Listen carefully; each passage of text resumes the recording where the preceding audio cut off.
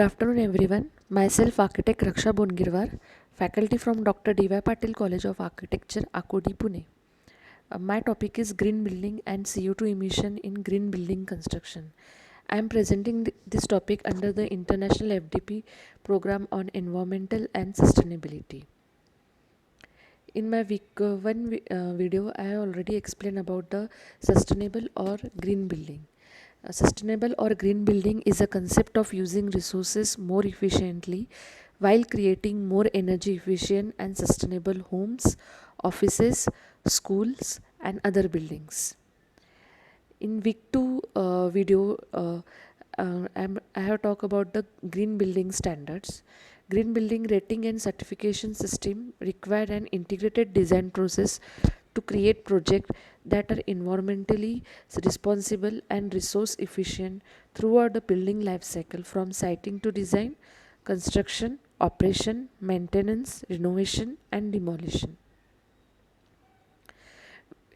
After learning week 1, week 2 and week 3, 4 videos, student will learn about the social, technical, environment and economic factors. First, social. In social, student learn the influences that a design has on individual, communities, regions and culture are central to the development of sustainable product and process. In technical, student learn that a design must meet the technical requirement of product or process under consideration.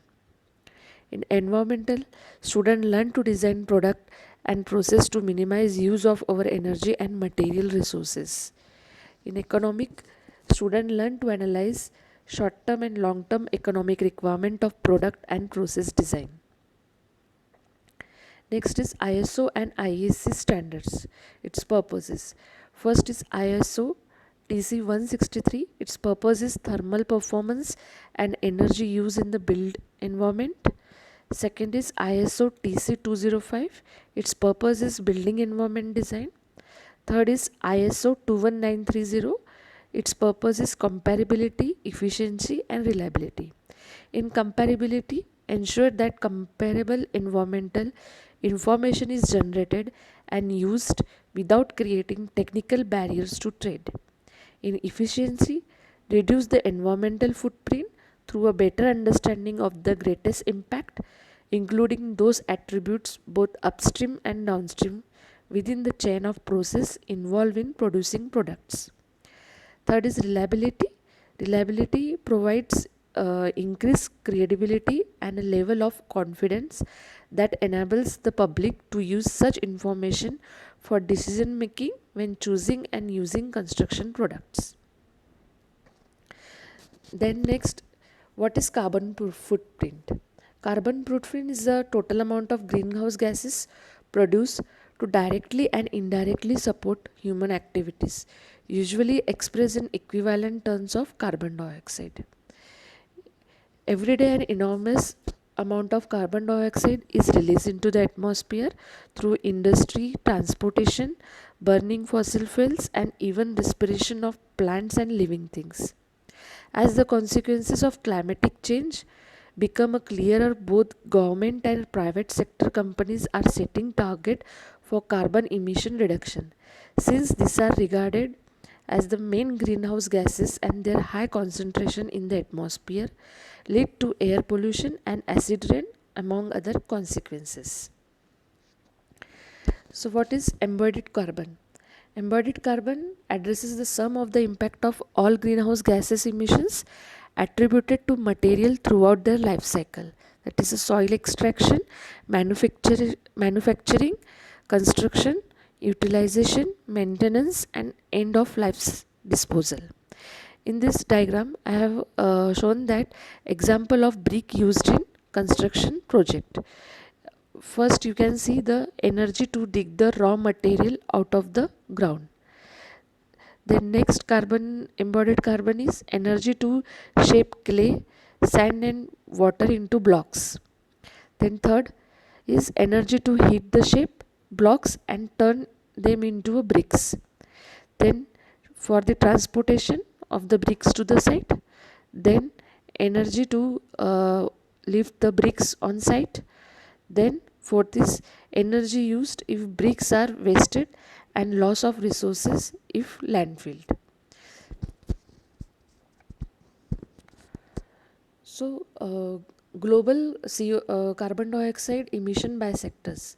The construction industry has a significant impact with the material and construction products causing carbon dioxide emission in activities such as mining, transportation, factories, and combining chemical products.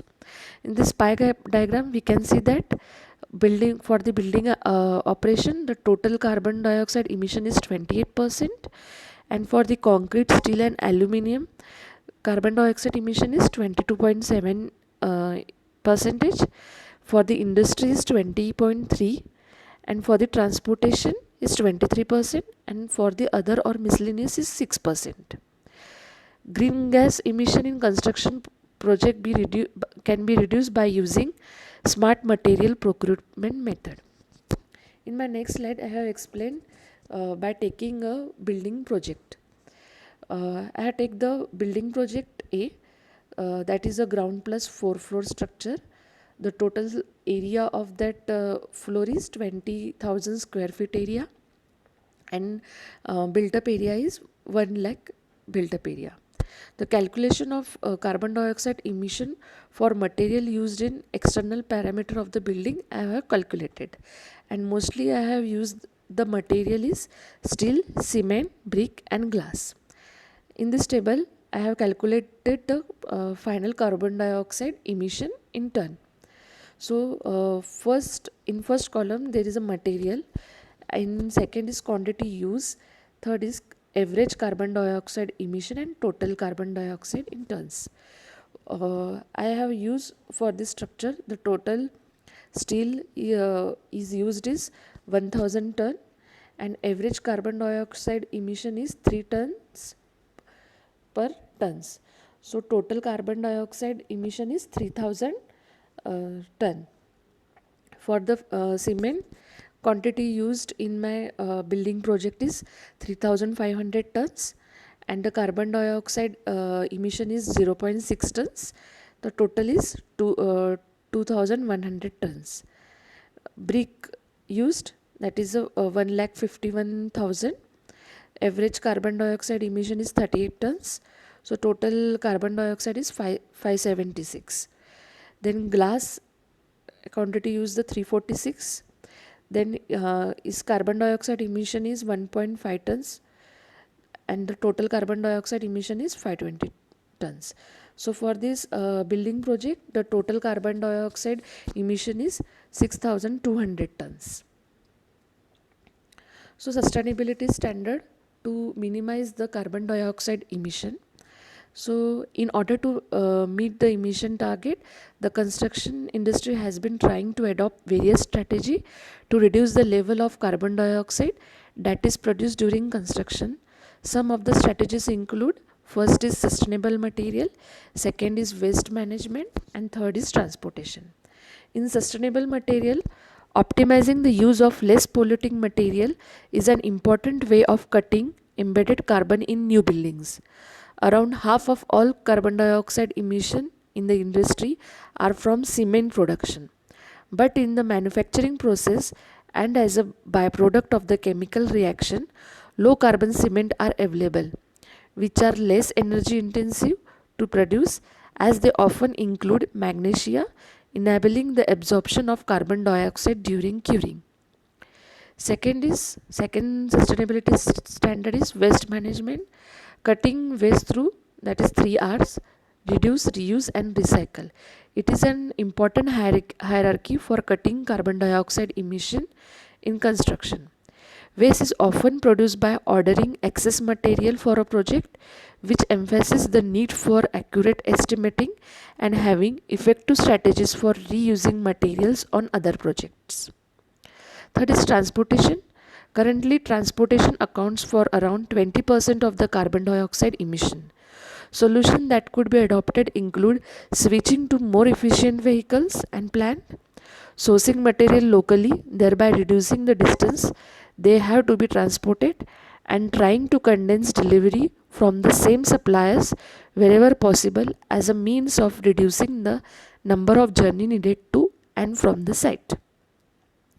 Other strategies are, there are several other strategies that can be undertaken to reduce carbon dioxide on construction site, such as producing an energy plan during early planning stage to assess the energy requirement of the project. Second is securing early high capacity electricity grid connection, thereby reducing the need for generators. Third is avoid using oversized generators. Efficient energy management in site offices, such as intelligent electrical installation, that is daylight sensors. Using site accommodation with an energy performance certificate EPC rating of A, B or C to reduce heating and lighting cost. Thank you.